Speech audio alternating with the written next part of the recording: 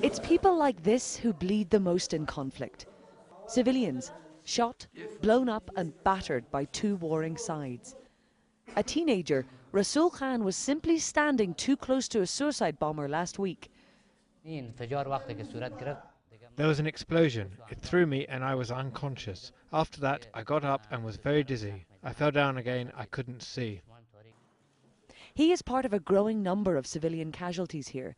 According to a UN report released on Saturday, 2013 saw an increase across the board of civilians being injured or killed compared to 2012.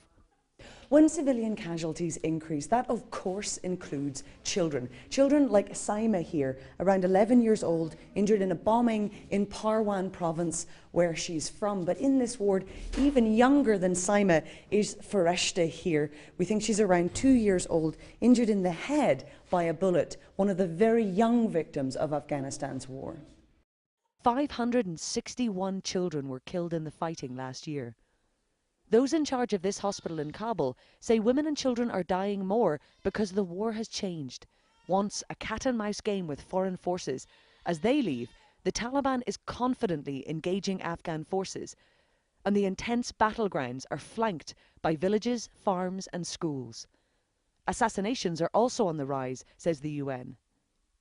Targeted killing of civilians, these are anybody who is not directly participating in the hostilities, is a very serious thing. It may amount to a war crime under humanitarian law. But people here don't care who pulls the trigger or why. To them, life is trying to survive the relentless march of this continuous war. Jane Ferguson, Al Jazeera, Kabul, Afghanistan.